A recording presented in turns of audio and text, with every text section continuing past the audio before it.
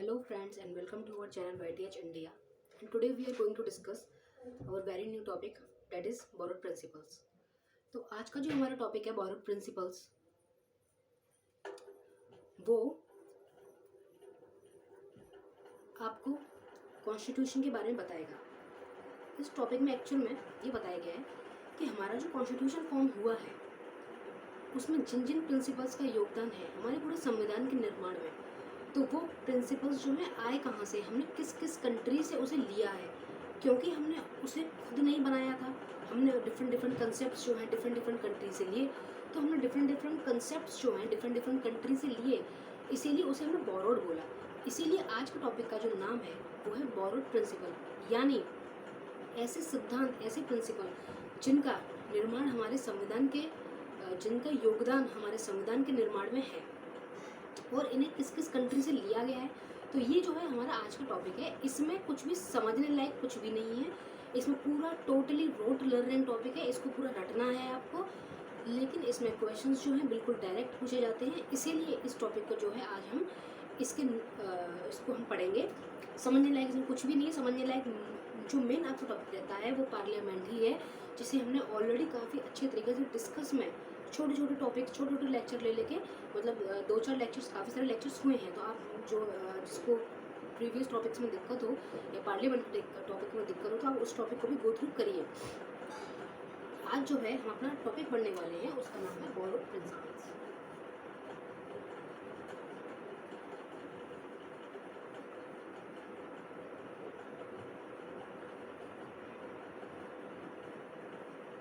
आप एक बात का ध्यान रखिए, इस टॉपिक से जो क्वेश्चंस आ रहे हैं वो डायरेक्ट पूछे जाते हैं।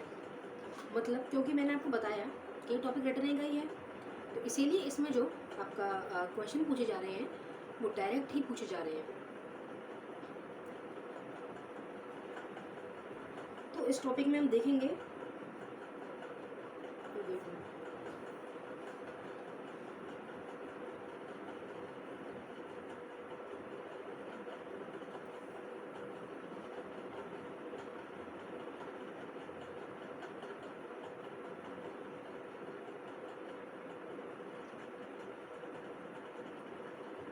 तो इसमें हम देखेंगे कि हमारे प्रिंसिपल्स जो हैं कहाँ कहाँ से जो है बोरो किए गए हैं। अब देखिए, हमने जो प्रिंसिपल्स को बोरो किया है कम से कम 10 कंट्रीज़ तो मान लीजिए 10 कंट्रीज़ हैं जहाँ से हमने इन प्रिंसिपल्स को जो है बोरो किया है।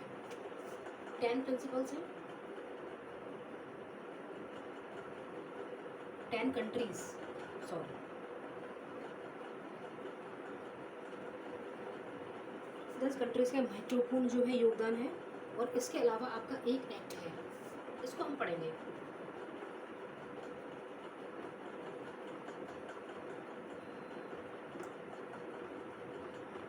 गवर्नमेंट ऑफ इंडिया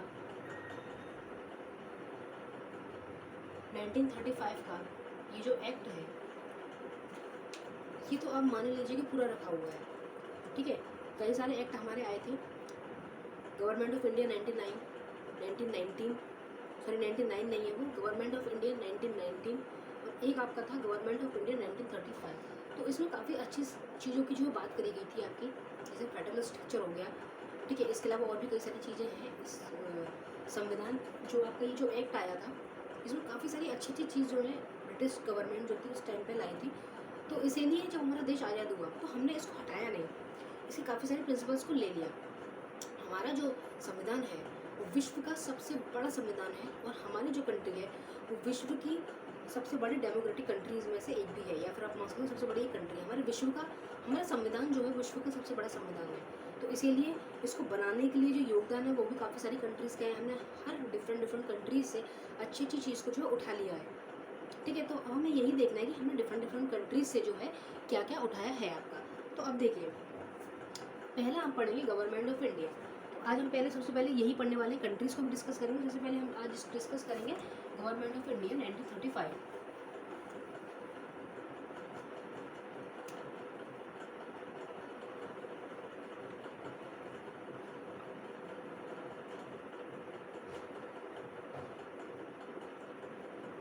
देखिए, सबसे पहले गवर्नमेंट ऑफ इंडिया किस चीज़ की बात कर रहा है, सबसे पहली जो इम्पोर्टेंट चीज़ है गवर्नमेंट ऑफ इंडिया 1935 एक्ट ने हमें दी, वो है आपका फेडरल सिस्टम।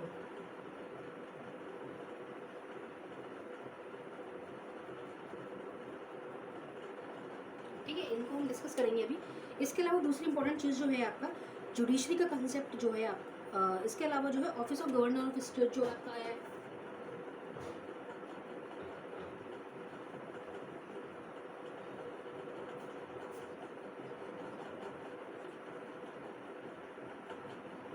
ठीक है, इसके अलावा आपका जुडिशरी का कंसेप्ट आया है यहाँ से।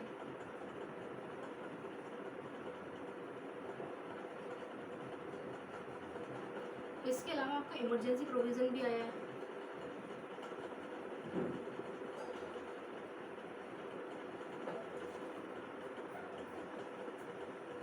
आपातकाल के प्रावधान, तो इसमें 3 चीजें दी हुई थी।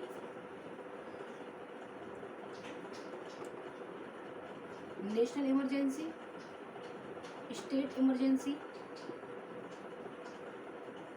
और एक है आपकी फाइनेंशियल इमरजेंसी। ये है आपका आर्टिकल 352, ये है आर्टिकल 356 स्टेट इमरजेंसी, और ये है आपका आर्टिकल 360।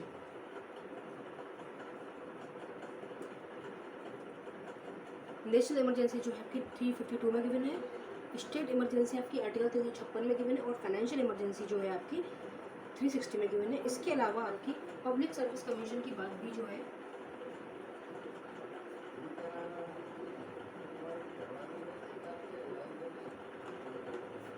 पब्लिक सर्विस कमीशन की बात भी जो है आपकी गवर्नमेंट ऑफ इंडिया 1935 एक्ट से आई है। देखिए, जो फेडरल सिस्टम जो है वो ये कहता है कि कोई कंट्री जो है एक यूनिट है और वो डिफरेंट स्टेट्स से मिलके बनी है। डिफरेंट स्टेट्स एक पर्टिकुलर कंट्री में होंगी, तो ऐसे सिस्टम को जो है हम फेडरल सिस्टम जो है करार दे देते हैं। हम क्या बोलेंगे, भारत एक एंटिटी है और इसके अंदर भी जो है मल्टीपल एंटिटीज़ है। वो आपके एंटिटीज़ क्या हो सकती है, स्टेट हो सकते हैं, डिस्ट्रिक्ट हो सकते हैं, विलेजेस हो सकते हैं, ठीक है, टाउन वगैरह हैं। तो डिफरेंट एंटिटीज़ से मिलकर जो है हमारा एक पर्टिकुलर स्ट्रक्चर फॉर्म हो रहा है। अब देखिए, इसमें इंपॉर्टेंट बात संविधान में क्या लिखी गई है कि कोई भी स्टेट जो है भारत से अलग नहीं हो सकती। ये प्रावधान जो है बिल्कुल हटा दिया गया है। ठीक है, कि कोई भी स्टेट अगर चाहे कि मैं भारत से अलग होना चाहती हूँ तो ऐसा प्रावधान हमारे उसमें नहीं है, आप अलग नहीं हो सकते हैं। दूसरी वो बात कर रहा है office of governor of state. Her state में गवर्नर होगा। इसकी बात भी जो है फेडरल इसकी बात भी जो है गवर्नमेंट ऑफ इंडिया एक्ट में दी गई, क्योंकि अब देखिए फेडरल स्ट्रक्चर के थ्रू जो है पावर स्टेट और सेंटर को अलग अलग दी जा रही है। तो ऐसी कंडीशन में अगर सेंटर जो है अपनी मनमानी करने लग जाए तो ठीक है ना, वहाँ की माइनॉरिटीज़ का हनन होने लग जाए, वहाँ पर कई सारी ऐसी इलीगल एक्टिविटी होने लग जाए, क्योंकि सेंटर और स्टेट को अलग पावर दे दी गई है। तो इसीलिए office of governor of state भी लाया गया, जिसमें क्या है कि सेंटर का एक आदमी स्टेट में बैठेगा। गवर्नर को जो है आप एक तरीके से सेंटर का ही आदमी बोल सकते हो, ठीक है। तो इसीलिए जो है ऑफिस गवर्नर का जो ऑफिस जो है रखा गया। इसके पास पावर ज़्यादा नहीं होती, लेकिन अगर इमरजेंसी लग जाए तो गवर्नर की पावर जो है काफ़ी हो जाती है। क्योंकि देखिए, प्रेसिडेंट रूल अगर मान के चलिए लग गया तो प्रेसिडेंट तो स्टेट में आएंगे नहीं, ठीक है। तो वहाँ पर अब जो सुप्रीम कमांड आ गई वो गवर्नर के हाथ में आ गई। इसीलिए माना कि गवर्नर भी जो है नॉमिनल हेड ही है प्रेसिडेंट की तरह, लेकिन उसके हाथ में भी जो है पावर आती है, ठीक है। इसके अलावा बात करें जुडिशरी कंसेप्ट। जुडिशरी कंसेप्ट जो है आपका आया, वो भी जो है गवर्नमेंट ऑफ इंडिया 1935 एक्ट के अंदर ही आया है आपका। जुडिशरी कंसेप्ट में देखिए, आपने सुना होगा कि कोलकाता में जो था हमारा पहला सुप्रीम कोर्ट जो एस्टैब्लिश किया गया था, ठीक है। और एलिजा एम्फे जो आपके थे, उनका नाम ध्यान नहीं आ रहा, आपके जो first CGH chief justice of India रहे थे, ऐसे कुछ नाम था उनका, एलिजा एम्फे, आई डोंट नो। तो ये हमने बात जुडिशरी कंसेप्ट की कर ली। कानून जो था यहाँ पर आ गया था इंडिया में, सारी चीज़ें कानून के हिसाब से चलेंगी, ठीक है। आपको कोई भी दिक्कत हो तो आप कोर्ट में जो है दायर कर सकते हैं। कोर्ट जो है 3 भागों में डिवाइड था, एक सुप्रीम कोर्ट, हाई कोर्ट और बकायदा डिस्ट्रिक्ट कोर्ट्स वगैरह भी आपके थे। तो ये जुडिशरी का कंसेप्ट है। जुडिशरी का काम क्या है कि जो भी नियम बना दिए गए हैं उन अधिकारों, जो आपको अधिकार स्टेट के द्वारा प्रोवाइडेड हैं आपको, उन अधिकारियों की रक्षा करना ही जुडिशरी का काम होता है, इसलिए जुडिशरी कंसेप्ट भी ये लोग लाए। इसके अलावा रहे हैं इमरजेंसी प्रोविज़न। अब इमरजेंसी प्रोविज़न में 3 टाइप की इमरजेंसी लाए, नेशनल इमरजेंसी, स्टेट इमरजेंसी और फाइनेंशियल इमरजेंसी। कारण इनका तीनों का यही है कि अगर कॉन्स्टिट्यूशन लॉ वायलेट हो जाए, यानी संविधान के अगेंस्ट अगर कोई भी स्टेट चलने लग जाए, संवैधानिक तरीके से कोई भी स्टेट जो है काम नहीं कर रही है, तो ऐसी कंडीशन में गवर्नर ही जो है वो सुझाव देगा प्रेसिडेंट को कि भैया आप यहाँ जो है प्रेसिडेंट रूल लगा दीजिए, यहाँ संविधान का जो है कोई पालन नहीं हो रहा है। तो 3 टाइप की इमरजेंसी की बात हुई है। ये आर्टिकल के क्वेश्चन आ जाते हैं कभी कभी, और बाकायदा आया भी है कि नेशनल इमरजेंसी किस आर्टिकल में पूछा गया है, या फाइनेंशियल इमरजेंसी किस आर्टिकल में है, स्टेट इमरजेंसी किस आर्टिकल में है। और अगर इस टाइप के क्वेश्चन टॉपिक से क्वेश्चन ये बन सकता है कि गवर्नमेंट ऑफ इंडिया में आपको 4 ऑप्शन दिए होंगे, उसमें से इनमें से एक ऑप्शन जो है उसमें गिवन होगा, वही ठीक होगा। ठीक है, क्या क्या आपको गिवन था। अब देखिए इसमें आपका बात का टॉपिक आ रहा है public service commission. Public service commission क्या कहता है? पब्लिक सर्विस कमीशन में एक तो आपका यूपीएससी आ जाता है, ठीक है, यूपीएससी हो गया, आपका पीसीएस सर्विसेज हो गई, जो स्टेट लेवल की सर्विसेज होती है वगैरह, ये सभी सर्विसेज जो है आपकी, ठीक है, ये सभी सर्विसेज जो है आपकी इसके अंदर आ जाती है, आपके पब्लिक सर्विस कमीशन के अंदर। तो ये आपका गवर्नमेंट ऑफ इंडिया 1935 एक्ट था, काफ़ी ज़्यादा इंपॉर्टेंट है। इस एक्ट से तो किसी से क्वेश्चन आए ना आए, इस एक्ट से क्वेश्चन जरूर आता है, ठीक है। तो इसीलिए इस एक्ट को अच्छे से जो है तैयार करके रखिएगा। डायरेक्ट क्वेश्चन पूछेंगे, इसमें कुछ भी घुमा फिरा सकेंगे ही नहीं, या तो स्टेटमेंट में दे देंगे क्वेश्चन में, ठीक है, तो आपको उसमें से चुनना होगा कि ऑप्शन ए बी सी या ऑप्शन ए बी, ये दो, इन दो में आपको गवर्नमेंट ऑफ इंडिया एक्ट के देना है। इस तरीके से जो है आपको चुन लेंगे आप। अगर आपकी टॉपिक में पकड़ अच्छी है, आपने इसको अच्छे से प्रिपेयर किया है, तो डेफिनेटली आपको क्वेश्चन सॉल्व करने में दिक्कत नहीं होगी, ठीक है। अब हम बात करेंगे, ये एक्ट था, मैंने आपको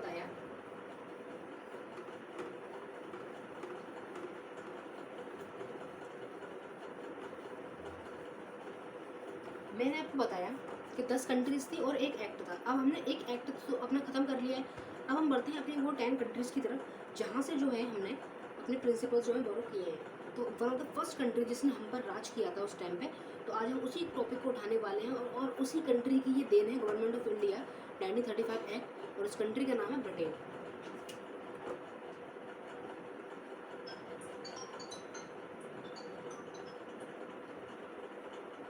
ठीक है, अब देखिए ब्रिटेन जो है इसने हमें क्या क्या दिया। सबसे पहले ब्रिटेन ने दिया रूल ऑफ लॉ, कानून।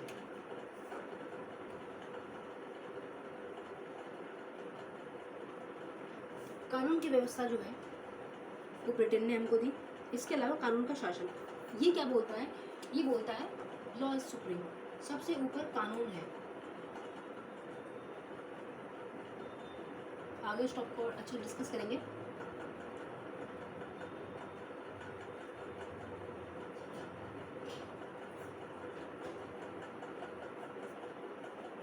ठीक है, इसके अलावा अब जो है हम बात करेंगे, नेक्स्ट टॉपिक जो है ये बात कर रहा है पार्लियामेंट्री फॉर्म ऑफ गवर्नमेंट।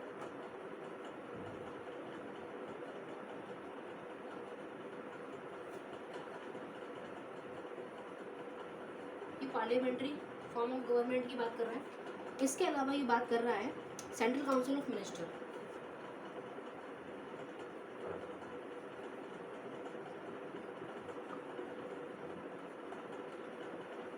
ये जो है आपका सेंट्रल काउंसिल ऑफ मिनिस्टर की बात कर रहा है।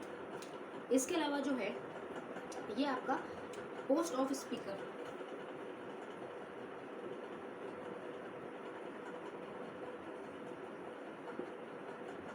लोकसभा में पोस्ट ऑफ स्पीकर की बात ये कर रहा है, ठीक है। इसके अलावा ये बात करेगा बाइकैमरल पार्लियामेंट।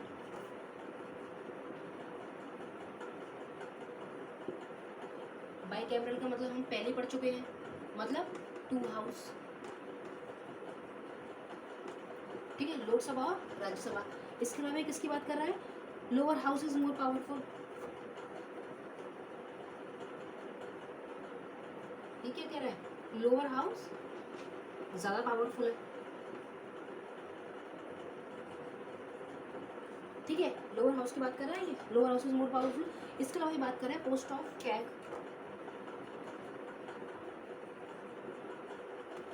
ये कैग की बात कर रहा है। इसके अलावा ये बात कर रहा है CEC, chief election commissioner of India, CIC, ठीक है। इसके अलावा ये बात कर रहा है आपका CVC, ये सभी सेंट्रल विजिलेंस जो आपके होते हैं, AG,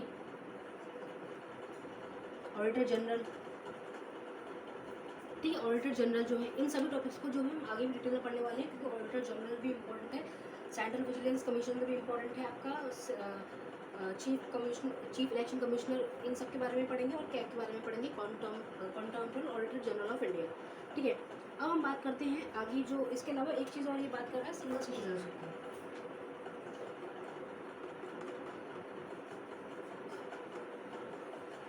अगर आप गौर करें तो जब मैंने सिटीजनशिप टॉपिक पढ़ाया था तो उसमें मैंने आपको ये बताया था कि हमारे भारत की एक ही नागरिकता है, ठीक है। USA में क्या होता है कि आपको स्टेट की सिटीजनशिप अलग मिलती है, आप जिस स्टेट से हो, ठीक है, और कंट्री की आपकी सिटीजनशिप अलग होती है।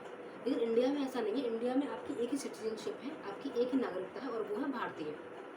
अगर आप इन केस किसी और की नागरिकता को एक्वायर करते हो तो ऑटोमेटिकली आपकी इस कंट्री की नागरिकता जो है वो टर्मिनेट हो जाएगी। तो देखिए अभी क्या बात करता है, ये बात करता है रूल ऑफ लॉ की, कि लॉ जो है सुप्रीम है, लॉ से ऊपर कुछ भी नहीं है, लॉ ही सब कुछ है, जो लॉ बनाती है उसके हिसाब से ही आपको चलना होगा, ऐसा कह रहा है Britain. Parliamentary form of government दिया। अब देखिए पार्लियामेंट्री फॉर्म ऑफ गवर्नमेंट दिया तो आगे की चीज़ें सब उसी से कनेक्टेड है। पार्लियामेंट्री फॉर्म ऑफ गवर्नमेंट दिया तो देखिए इससे सेंट्रल काउंसिल ऑफ मिनिस्टर का प्रावधान भी दिया है, यानी कैबिनेट मिनिस्टर वगैरह हैं, इनकी काउंसिल होगी, इनका हेड PM होगा, ये सब उन्होंने डिसाइड किया है। पोस्ट ऑफ स्पीकर, अब जाहिर सी बात है कि पार्लियामेंट बनी है तो वहाँ पर लोकसभा भी होगा, क्योंकि इसके अलावा इसने बाईकैमरल पार्लियामेंट की बात भी करी है। तो जब बाईकैमरल पार्लियामेंट है वहाँ पर लोअर हाउस होगा, और लोअर हाउस होगा तो वहाँ पर स्पीकर भी होगा, क्योंकि सभी के सभी सांसद चुने जा रहे हैं, कंट्रोल करने के लिए भी तो कोई होना चाहिए, तो वो स्पीकर हो जाएगा। इसके अलावा लोअर हाउस, ब्रिटेन का पार्लियामेंट जो है उन्होंने लोअर हाउस को ज़्यादा पावरफुल रखा है। ऐसा इसीलिए है कि क्योंकि लोअर हाउस पावरफुल इसीलिए है क्योंकि इसके इलेक्शन डायरेक्ट हो रहे हैं, हम लोग जो वोट दे रहे हैं वही लोग चुन के यहाँ पर जा रहे हैं, ठीक है। तो यही लोग जो हमारे द्वारा चुने हुए रिप्रेजेंटेटिव्स ही तो हैं ये लोग, तो इसीलिए जो लोगों ने चुना है, क्योंकि डेमोक्रेटिक फॉर्म ऑफ गवर्नमेंट की बात हो रही है, तो डेमोक्रेटिक में लोग पावरफुल हैं, पीपल पावरफुल है, और पीपल पावरफुल हैं तो उनके द्वारा चुने गए रिप्रेजेंटेटिव जहाँ बैठेंगे वो हाउस भी आपको ऑटोमेटिकली पावरफुल हो जाएगा। तो इतनी सी बात है। इसके अलावा यहाँ पे इन पोस्ट की बात कर रहे हैं, कंटेम्प्रेरी ऑडिटर जनरल और आपका चीफ इलेक्शन कमिश्नर और आपका CVC, AG, CIC, इन सब पोस्ट की बात करेंगे। ये पोस्ट जो है हम आगे पढ़ेंगे, ये सभी पोस्ट एक एक डिटेल में पढ़ी जाएगी क्योंकि इनसे भी क्वेश्चन आता है, इसीलिए इस पर इतना पैनिक होने की ज़रूरत नहीं है। इसके अलावा एकल सिटीजनशिप, सिंगल नागरिकता की बात करता है। आगे बढ़ते हैं USA की तरफ, ठीक है। तो ये ब्रिटेन का था, government of India 1935 act Britain ने ही दिया था, जब क्वीन एलिजाबेथ जो थी उनका शासन था हमारे देश में। ब्रिटेन पार्लियामेंट जो थी इंडिया के पार्लियामेंट को चला रही थी, तो ये उसी टाइम के दौरान की बात है, इसीलिए पहली कंट्री हमने जो थी ब्रिटेन ही ली है। अब हम बात करते हैं USA की।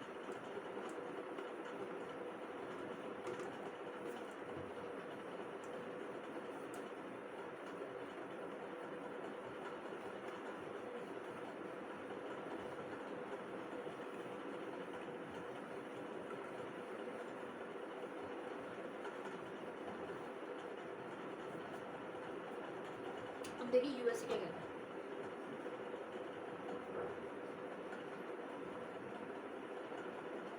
USA जो है आपका यूनाइटेड स्टेट्स ऑफ अमेरिका, वो बात करता है आपके फंडामेंटल राइट्स की।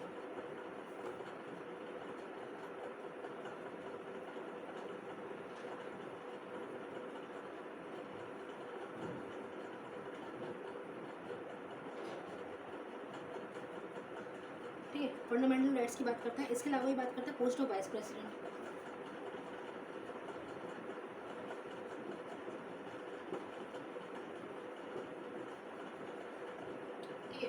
पोस्ट ऑफ वाइस प्रेसिडेंट की ये बात कर रहा है। इसके अलावा जो है ये बात करेगा प्रीएम्बल ऑफ कॉन्स्टिट्यूशन,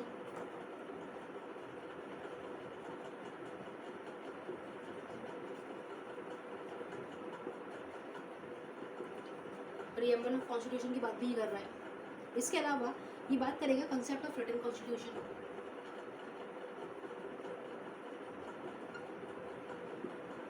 हमारा कॉन्स्टिट्यूशन कैसा है, रिटन,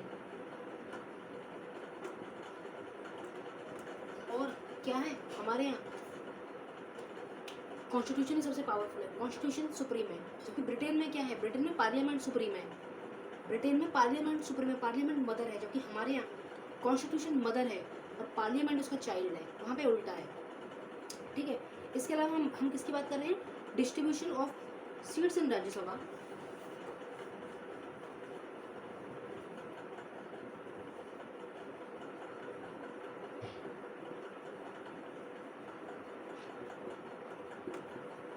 राज्यसभा में सीट्स किस तरीके से डिस्ट्रीब्यूट होंगी उसकी बात कर रहे हैं। आपको पता ही है, आपने राज्यसभा के बारे में पूरा पढ़ लिया है, जिसमें आपने क्या पढ़ा है कि राज्यसभा के इलेक्शन जो है, राज्यसभा में जो भी मेंबर बैठेंगे वो सभी कैसे इनडायरेक्टली इलेक्टेड हैं।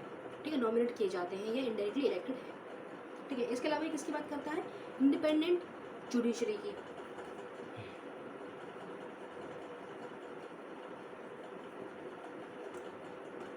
इसके अलावा किसकी बात करता है, जुडिशियल रिव्यू की।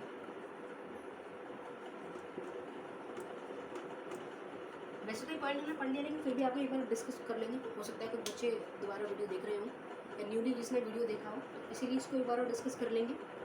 ठीक है, इसके अलावा इसके अलावा किसकी बात करता है, प्रेसिडेंट की। कैसे, supreme command of defence forces, defence forces की सुप्रीम कमांड ऑफ डिफेंस जो है आपका वो प्रेसिडेंट ही होंगे। इसके अलावा किसकी बात करता है, इम्पीचमेंट ऑफ प्रेसिडेंट।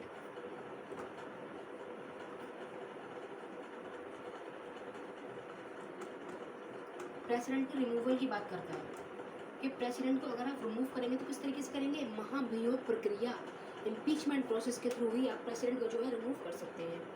इसके अलावा आखिरी जो आपकी बात हो रही है, ये बात कर रहा है रिमूवल ऑफ जजेस ऑफ एससी और एससी।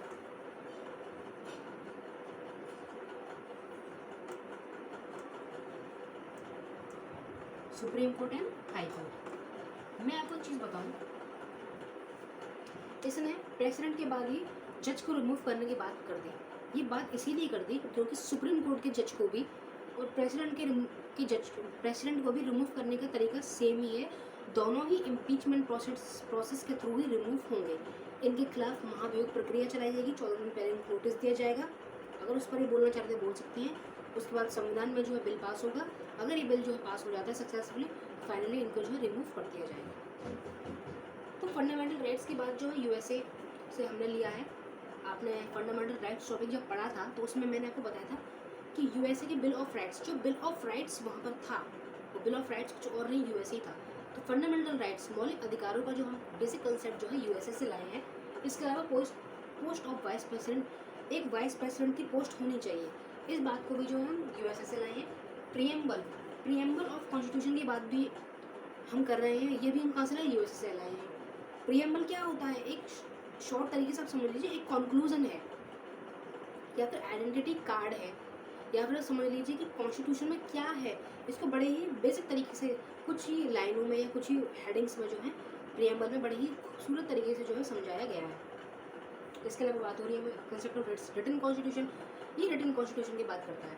भारत का भी कॉन्स्टिट्यूशन रिटन है और अमेरिका का भी रिटन कॉन्स्टिट्यूशन है, लेकिन ब्रिटेन का जो है ओरल कॉन्स्टिट्यूशन है क्योंकि वहाँ पे पार्लियामेंट सुप्रीम है। इसके अलावा distribution of seats in Rajya Sabha, Rajya Sabha में सीट जो है किस तरीके से आप डिस्ट्रीब्यूट करोगे उसकी भी बात कर रहा है। इसके अलावा जुडिशरी जो है इंडिपेंडेंट होनी चाहिए, यानी किसी नेता के द्वारा इन्फ्लुएंस ना हो, कोई पावरफुल जो पर्सन है उसके द्वारा जुडिशरी इन्फ्लुएंस ना हो, जो न्याय देने की प्रक्रिया है वो बाधित ना हो, उसके लिए जुडिशरी को कैसा रखा गया है, इंडिपेंडेंट रखा गया है। जुडिशरी, एग्जीक्यूटिव, लेजिस्लेचर, ये तीनों ही गवर्नमेंट के पार्ट हैं, लेकिन तीनों ही एक दूसरे से इंडिपेंडेंट हैं, तीनों का एक दूसरे से कोई लेना देना है नहीं, और तीनों एक दूसरे के काम को जज करते हैं। ये इंपॉर्टेंट बात है। जुडिशियल रिव्यू की बात यहाँ हो रही है कि जैसे आपने कोई भी कानून बनाया, कोई भी लॉ बनाया, अगर लोगों को उसमें दिक्कत है या फिर वो अनकॉन्स्टिट्यूशनल है, तो कोर्ट को ये अधिकार है कि उसको रिव्यू कर सकती है कि संवैधानिक तरीके से है या नहीं। तो यही जुडिशियल रिव्यू का कॉन्सेप्ट जो है। प्रेसिडेंट ये क्या बोल रहे हैं कि प्रेसिडेंट जो है सुप्रीम कमांड ऑफ डिफेंस है, यानी तीनों forces, air force, navy, army, इन तीनों का हेड जो होंगे वो प्रेसिडेंट ही होंगे। ठीक है, इम्पीचमेंट ऑफ प्रेसिडेंट, और ये हमने पढ़ी लिया, रिमूवल ऑफ जज ऑफ एससी। ठीक है। इसके अलावा इन दोनों की बात भी जो है इसके अंदर हो रही है। तो ये हमारा यूएसए का था। इसके अलावा अब हम बात करेंगे आयरलैंड की।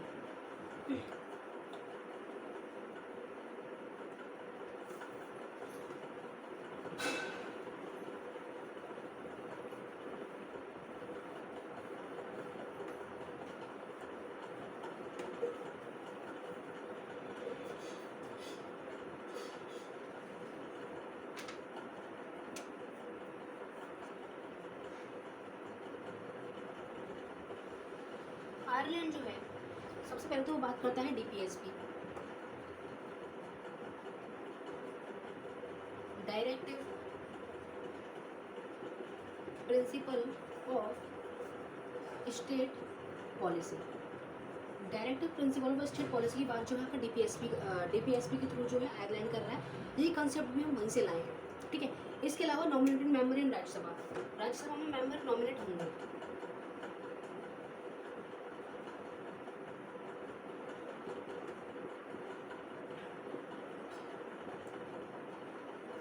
ठीक है, आपको पढ़ाई होगी कि राज्यसभा में जो है 12 मेंबर्स जो नॉमिनेट होते हैं। उसमें ये मेंबर्स कौन होते हैं? ये अपने अपने फील्ड के महान, जो मतलब आप कह सकते हैं लीजेंड्स, अपने अपने फील्ड के लीजेंड्स होते हैं, उनको जो है रखा जाता है ताकि ये जो है अपनी सलाह गवर्नमेंट को दे सके। तो ये कॉन्सेप्ट कौन से आया है आपका।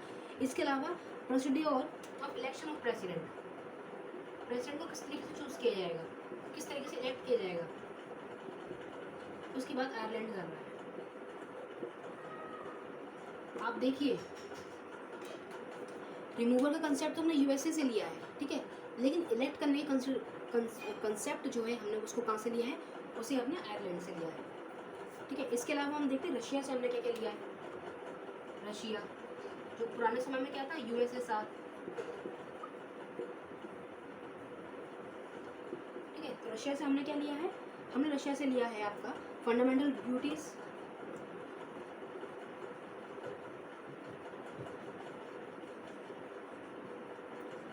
Five year plan,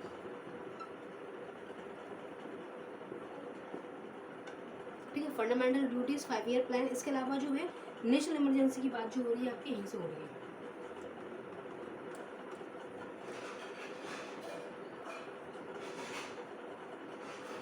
national emergency की बात भी जो है आपका रशिया यूएसएसआर से हो रही है।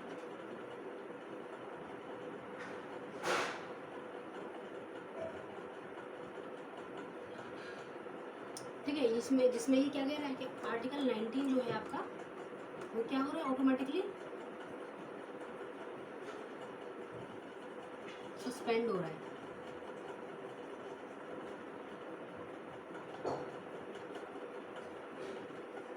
आपके सभी फंडामेंटल राइट जो वायलेट हो जाते हैं और नेशनल इमरजेंसी के टाइम पे आपका आर्टिकल 19 जो है ऑटोमेटिकली जो है सस्पेंड हो जाता है। तो ये उसकी बात भी कर रहा है रशिया यूएसए से।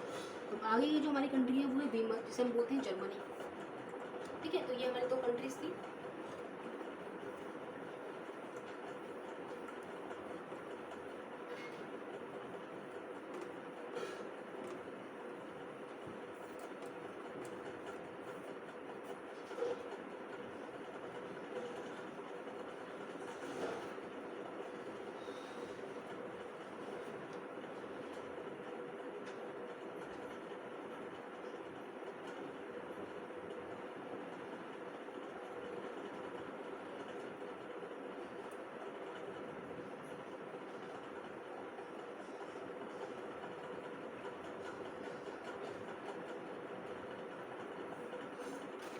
अब आपकी बात हो रही है 6वीं कंट्री वीमर।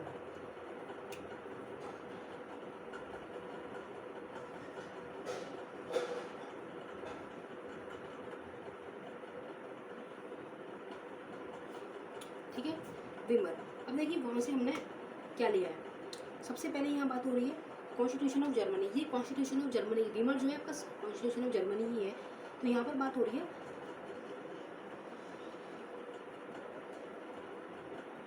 एक मिनट,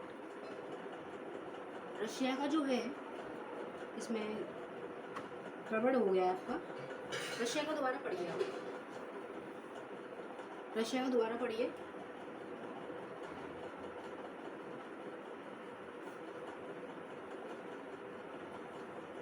देखिए रशिया यूएसएसआर सबसे पहले तो जो है आपका फंडामेंटल ड्यूटीज़ की बात कर रहा है।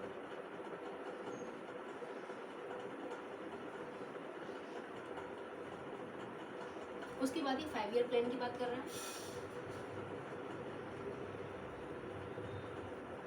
ठीक है, उसके बाद ये बात कर रहा है सोशल, इकोनॉमिक और पॉलिटिकल जस्टिस।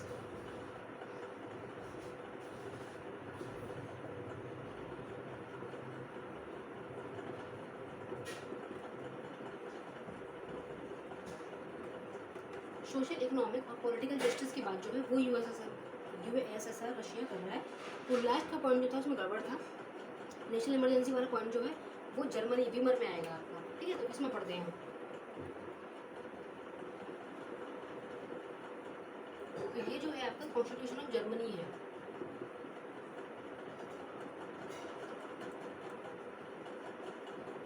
ये कॉन्स्टिट्यूशन ऑफ जर्मनी है। ठीक है, और ये बात करता है suspension of fundamental rights during emergency.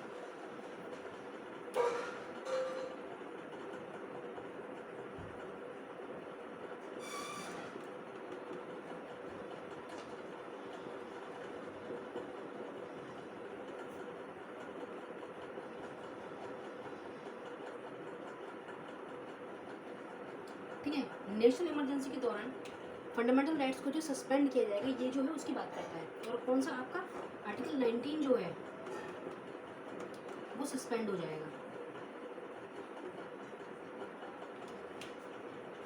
ठीक है, तो ये वीमर की बात थी। इसके अलावा अगला जो है ऑस्ट्रेलिया के बारे में पढ़ेंगे।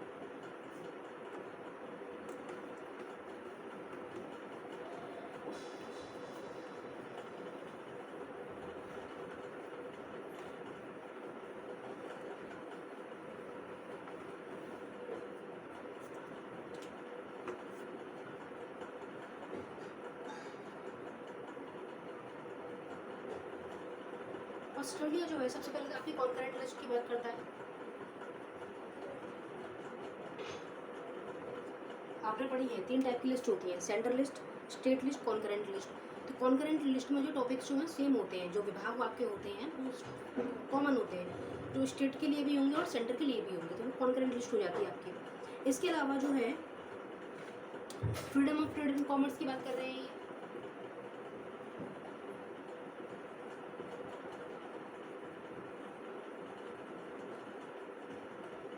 ठीक है, freedom of trade and commerce की बात जो है ये कर रहे हैं। इसके अलावा ये जो बात कर रहे हैं जॉइंट सिटिंग ऑफ पार्लियामेंट।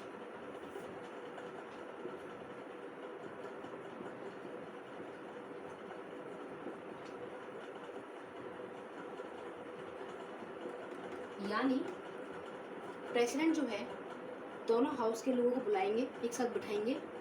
जैसे आपने समन की प्रोसेस पढ़ी थी पार्लियामेंट के दौरान, तो वहाँ पे क्या हो रहा था, प्रेसिडेंट उसको हेड कर रहे थे, बाकायदा दोनों हाउसेस के लोगों को बुला रहे थे, एक साथ बिठा रहे थे। तो ये जॉइंट सिटिंग जो होती है इसका प्रावधान जो है हमने ऑस्ट्रेलिया से लिया है। और freedom of trade and commerce की बात भी जो है आपकी ऑस्ट्रेलिया का संविधान जो है करता है। ठीक है, और इस सिटिंग को हेड कौन करेगा, इस सिटिंग को हेड जो है आपका स्पीकर करेंगे। इसके अलावा अब बात होगी आपकी कनाडा की।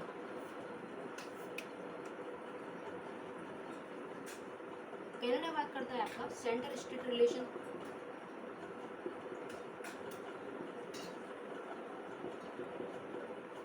सेंटर स्टेट रिलेशन की बात जो है आपका कनाडा करता है। ठीक है, इसके अलावा कनाडा किस बारे में बात करता है, फेडरल स्ट्रक्चर।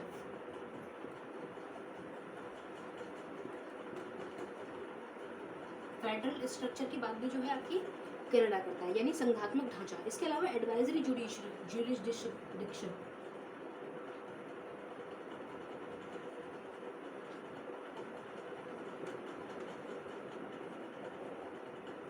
ठीक है, इसकी बात भी जो है आपकी कनाडा कर रहा है, यानी आप एडवाइस जुडिक्शन जो है एडवाइस कर सकती है कई सारे केसेस में। ठीक है, उसकी बात चल रही है। इसके अलावा सेंटर स्टेट रिलेशन की बात होगी। ठीक है, फेडरल स्ट्रक्चर में आपका सेंटर स्टेट रिलेशन ही आते हैं। ठीक है, इसके अलावा आपकी बात जो है आपका यानी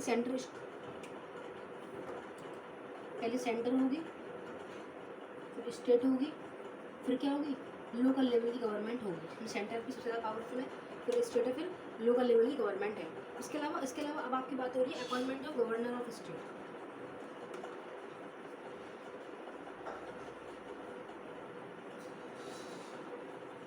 इन्हें अपॉइंट किस तरीके से किया जाएगा, ये गवर्न, ठीक है, उसकी बात हो रही है। आपके यूएसए में जो था, और उन्होंने तो गवर्नर की सीट की बात करती है, एक गवर्नर जो है सेंटर में होना चाहिए। वो बात जो थी आपकी ब्रिटेन ने जो आपके 1935 एक्ट में था उसने बोला था, 1935 एक्ट में उन्होंने बोला था। यहाँ पर जो है इनको अपॉइंट किस तरीके से किया जाएगा, इन्होंने ये नहीं बोला गवर्नर होना चाहिए, इन्होंने ये बोला है कि गवर्नर को आप किस प्रोसेस के थ्रू अपॉइंट करोगे। तो ये जो है आपका कनाडा बता रहा है, ठीक है। इसके अलावा अब जो हमारी नेक्स्ट कंट्री है इट इज़ साउथ अफ्रीका।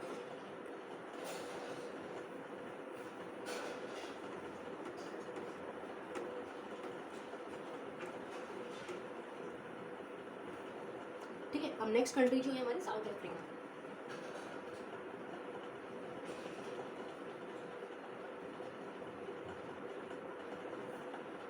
अब देखिए साउथ अफ्रीका से हमने क्या क्या लिया, साउथ अफ्रीका से सबसे पहले जो हमने लिया उसको हमने लिया प्रोसेस ऑफ कॉन्स्टिट्यूशन अमेंडमेंट। ये बड़ा इंपॉर्टेंट पॉइंट है, इस पर क्वेश्चन आ सकता है।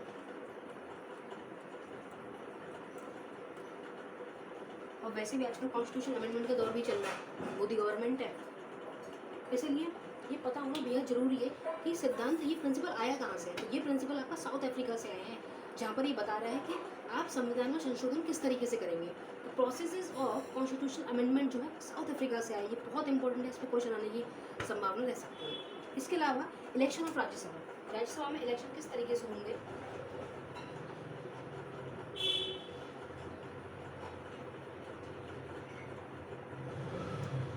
वो साउथ अफ्रीका बात कर रहा है, ठीक है। इसके अलावा अब हम बात करेंगे फ्रांस की।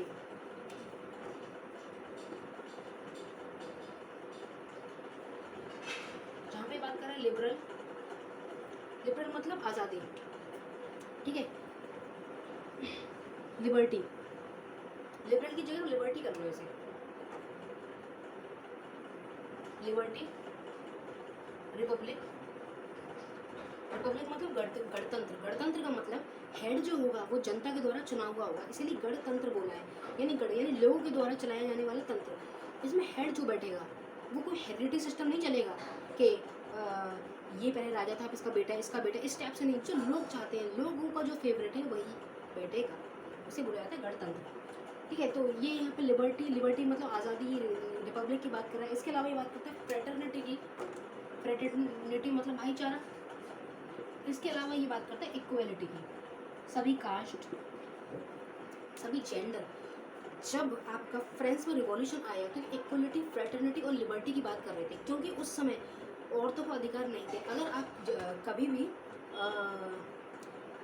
लिटरेचर पढ़ेंगे तो आप लिटरेचर में देखेंगे कि औरतों को कोई राइट थे ही नहीं। इवन आज यूरोपियन कंट्रीज जो ये कहती हैं कि हम बहुत ज़्यादा वेल डेवलप्ड हैं, इन लोगों तक ने अधिकार जो है वुमेंस को नहीं देते। इनसे अच्छा स्टेटस तो जो था हमारे इंडिया में पुराने टाइम में, उस टाइम की पुरानी वैदिक सभ्यता में जो था, हमने इक्वल स्टेटस वुमेंस को दिया हुआ था, ठीक है।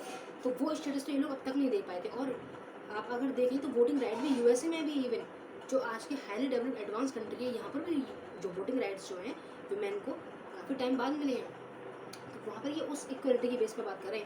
कास्ट वास्ट का सिस्टम, रिजर्वेशन का सिस्टम उतना था या नहीं था, लेकिन जेंडर बाइसनेस बहुत ज़्यादा थी। जेंडर मतलब लिंग के आधार पर भेदभाव करना, उसकी बात हो रही है। फ्रेटर्निटी मतलब भाईचारे की बात इन्होंने करी फ्रेंड्स कि यहाँ से ही कंसेप्ट हमारे यहाँ आया। इसके अलावा लास्ट बट नॉट लीस्ट अब है जापान, सबसे शांतिपूर्ण देश, जो न्यूक्लियर अटैक के बाद बिल्कुल शांत हो गया। शांतिपूर्ण तो ये था नहीं, लेकिन जब इस पर अमेरिका का न्यूक्लियर अटैक हुआ तो उसके बाद ये वाकई बिल्कुल शांति का रास्ता इसने अपना लिया। इसने समझ लिया कि इस चीज़ों में कुछ नहीं रखा है। तो बात करेंगे इससे हमने क्या क्या लिया है। इसने बताया है प्रोसीड्यूर एस्टैब्लिश्ड